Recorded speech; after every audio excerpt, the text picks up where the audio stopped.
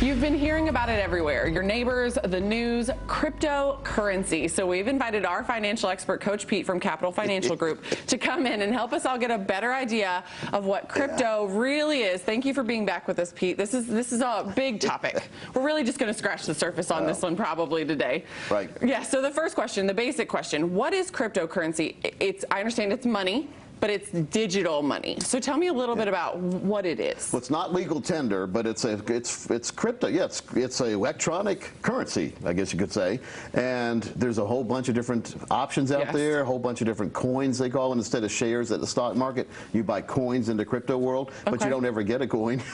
There's not actually a tangible coin coming in the mail. Yeah, when I always heard Bitcoin, I always look for where's the coin, and then actually you can go like on Amazon and buy a Bitcoin coin, but it's not worth anything. And I've heard stories about people buying it like thinking for a discount. I got a good deal on a Bitcoin, but it's not legal tender. So be very careful. I've been hearing about this for about 15 years now. Believe it or not, I've been around some of the tech guys on my radio side. When I'm on the radio show, I go talk to the tech guys afterwards, and the guys that work the boards, and they know a lot more about the crypto world many times than the financial guys do. Yes, there's been lots of talk about it for many years. And if I had asked you a few years ago if this was a fad, what would you have told me? Well, in 2011, I did a show about the $1 Million Pizza. Yes. And it's about a guy who, when Bitcoin first started trading, he had a bunch of Bitcoin, like we're talking about thousands or hundreds of thousands of them, and he found a pizza place down the street who would take Bitcoin. So it cost like 20 or 30 Bitcoin, but he got a pizza. But if you looked at what Bitcoin was worth now, it cost him like $1 million for the pizza. So it was like $50, 50 Bitcoins for a pizza. It was crazy, but he was all happy because he could spend his Bitcoin. That's the problem. If you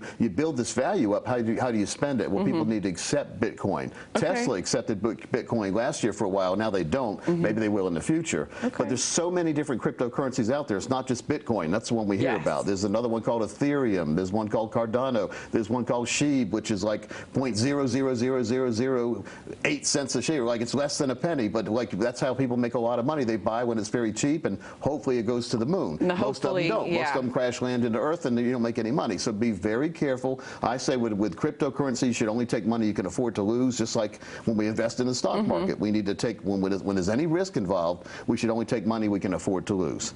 What does that mean? Well, it means you're not going to need to pay the mortgage or for the taxes or anything for the next year, not just the next 6 months, because it may take that long for you to figure out how to get the money out when you make it. Now, I started playing around with it in May of this year, May of 2021, because people kept asking me, and the only way to really learn is to learn with real money. So I'm buying my education by funding some Bitcoin of my own, or Bitcoin kind of tokens, or different kind of cryptocurrencies. I found some pretty good ones, but for me, and I would never give this advice for any clients, because this is an extreme gamble on this side. Yeah, and that is part of it. It does seem like it's sticking around for a while. It does still really feel like a gamble whenever you're investing in it, because like you said, it could take off or it could crash and go burn. Up, could go down. And again, if it's money you can afford to lose, like we say in everything, we need a core philosophy first when it comes to financial and retirement planning.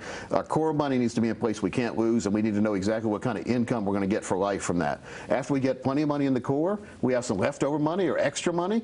That's money we put in the stock market. That's money we put in cryptocurrencies, because even if we lose it, our life is still going to be fine. Too many people are taking the money they need, the core, and they're throwing it at the risk. And that is very worrisome to me and a lot of other financial It can have a big reward or a payoff, but it's very rare. We know that. The bigger the risk, the bigger the gain potential, but also the bigger you could lose. Sure. So what should the average person watching today kind of know about cryptocurrency and how we could possibly use it to our advantage? Just know there's a lot of scams out there. There's all sorts of people selling newsletters telling you this is the one crypto you can't afford not to have, probably the one you don't want to have. Sure. So be very careful. Have a plan. If you have a planner, a financial planner, make sure to run it by them. Now, a lot of them are going to poo-poo it because they don't understand it at all. I understand it. And it makes sense, but only for money you can afford to lose. Again, just like stock market, I understand the stock market and it makes sense, but only for money you can afford to lose. And so have a good plan, have a realistic strategy put into place. You're not going to quadruple your money in one day, and that, you know, like you're not going to be an instant billionaire like you hear on TV. You may, but like just like the lottery, somebody will win $1 billion in the lottery, but most people lose a lot of money in the lottery. It's the same thing. You're going to hear about the big success stories, but you're never going to hear about the people who didn't succeed, because no one brags about losing.